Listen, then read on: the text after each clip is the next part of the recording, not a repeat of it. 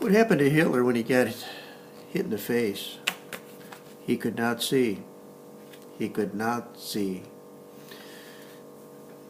This is chapter 24 in World War II, as if Roosevelt didn't already have enough problems. Now he's dealing with Hitler, Mussolini, and Hirohito over in Asia. 1941, the United States would get involved in World War II. Germany, Japan, and Italy would form the Axis powers against pretty much the rest of the world. It all started as Hitler rose to power with the Nazis in the 1930s.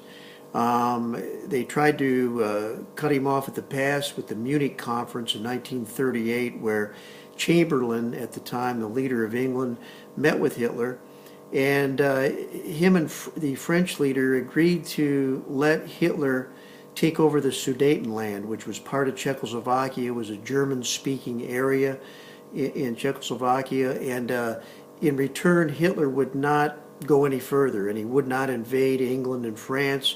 They signed the treaty.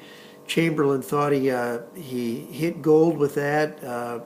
Once he got back to England and waved the treaty in the air and said, "We have peace in our time," that lasted a couple of weeks until Hitler started rolling into other countries and invaded Poland, and World War II really got going.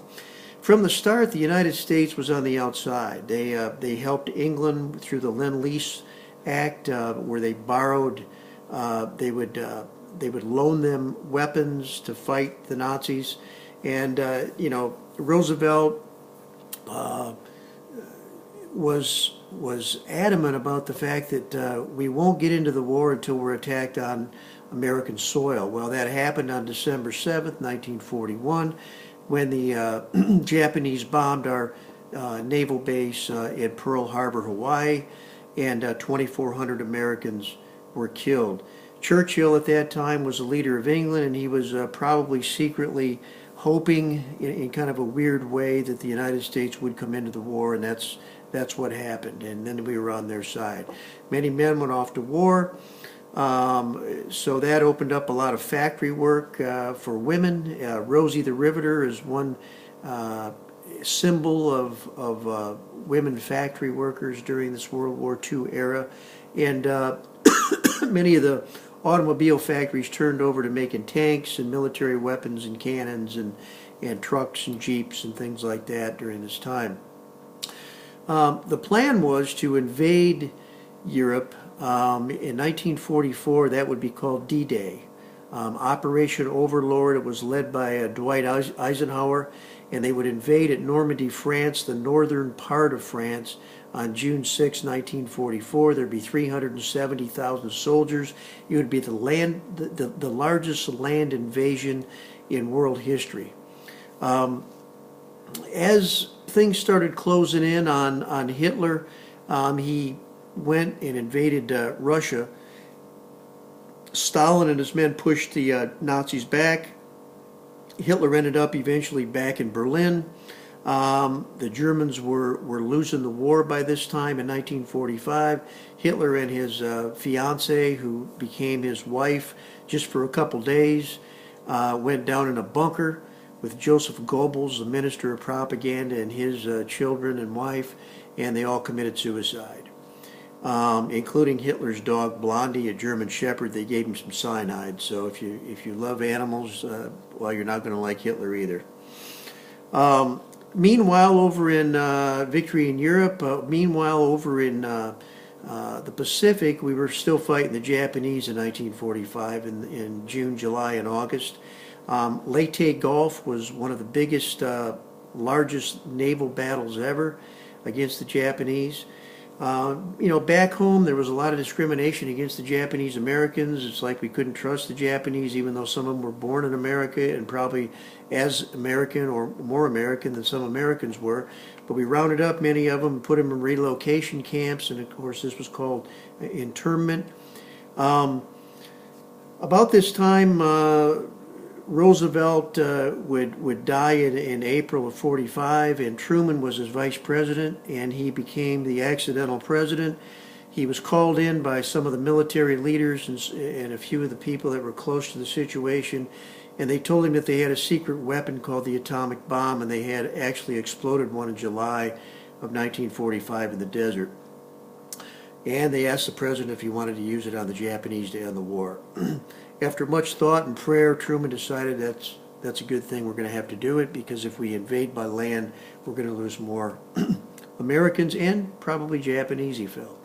So on August 6th, Colonel Tibbets got in his plane, flew over Japan, dropped the first bomb. On August 6th, Hiroshima, Japan, over 100,000 dead. And the Japanese still didn't surrender, so on August 9th, they dropped the second bomb on Nagasaki and killed many more. Finally, the Japanese would surrender. The trials took place, what to do with the Germans that were still alive, that were high-ranking officials who didn't commit suicide like several of them did. And that was in Nuremberg, Germany, and they hanged about a dozen of them. Over in Japan, they had the Tokyo trials. Tojo, one of the leaders for the Japanese, actually shot himself in the chest, but he lived, and once he healed up and got better, then they hanged him. So there was justice in the end. Hirohito, the prime minister's life was spared, though. NATO was created, the military branch of the United Nations. About this time, we realized, too, at the end of the war in Europe, that there were over 6 million Jews that were killed by the Germans as Hitler tried to purge some of the undesirables that he thought would ruin his Aryan race. If you ever get a chance, go to YouTube and type in Walter Kase, K-A-S-E is the last name.